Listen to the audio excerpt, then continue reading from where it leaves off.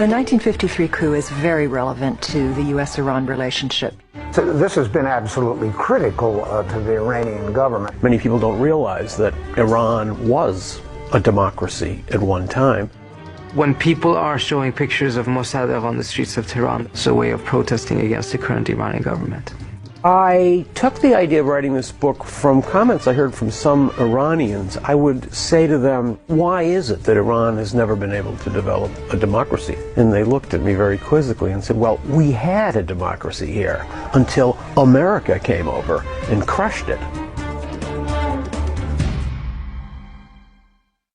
Iran has actually been on its path toward democracy for more than 100 years. This is a 150-year-old struggle that the Iranians have been conducting in order to win their own independence, have their own foreign policy. After World War II, the democratic system that had existed in form but was not being emerged in full bloom.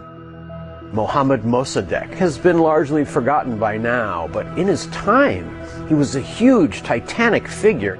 Mossadegh is a symbol of Iranian independence. It's a symbol of a moment in time when Iran stood up and told the rest of the world that it could get along by itself, that it wanted to have control over its own resources. He decided, as the spokesman really for the whole Iranian people, that it wasn't fair anymore for all of Iran's oil to be owned by one British company that paid Iran almost nothing for the privilege.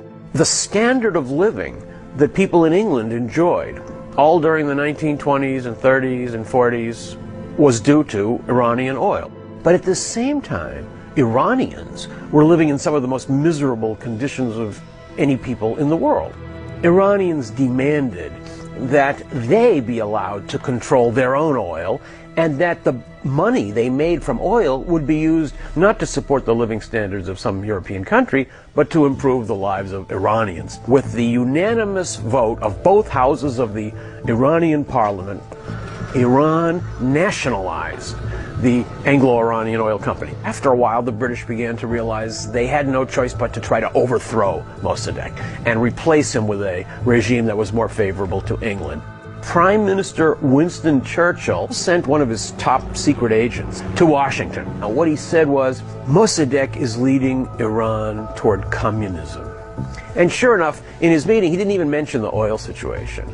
Now, Mossadegh was an elderly aristocrat who actually despised all socialist and Marxist ideas. And unfortunately, because of this coup that took place, sponsored by the CIA and the British Secret Service, this nascent democracy was basically crushed, and the Shah was reinstated, and he continued to reign the country with an iron fist. So Iranians, especially with President Bush talking about democracy promotion, they say, well, look, we had potential for a much more democratic government back in 1953, and you, the Americans, got rid of it. Here's an example of an operation that's successful at first. We overthrew a guy we didn't like, and we placed in power somebody who would do everything we wanted. But when we look back on it now, and we see what has happened to Iran after we intervened and overthrew its democracy, we see all the unpredicted consequences. It doesn't look like much of a success anymore. On the first day of Ronald Reagan's presidency, the hostages were released based on a negotiated Algiers Accord in which we pledged neither directly nor indirectly to interfere in the internal affairs of Iran. Of course, we have violated that ever since. A lot of the rhetoric coming out of Washington right now is talking about regime change. We're seeing a new threat, and that is that the United States may want to intervene violently in Iran again.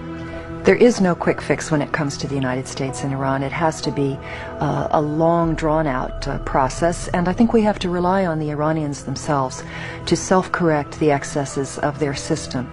Our efforts to intervene, our efforts to try to control, is precisely what is causing the backlash. Iran is a fiercely independent-minded country. If the United States were to attack Iran, I think there would be an enormous reaction against the United States. Americans would not be greeted as liberators. It is simply beyond any realm of possibility for us to be able to invade and occupy that country.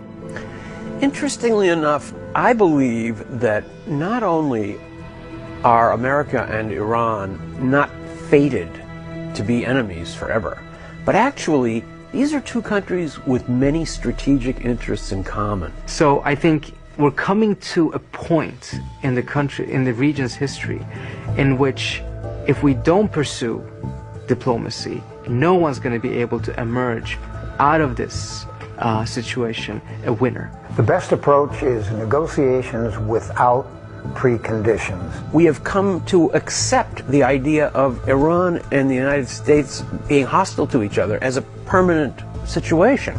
We now are at the moment where we need a kind of Nixon in China moment. We need to reconnect this relationship. We need to understand that it doesn't have to be like this.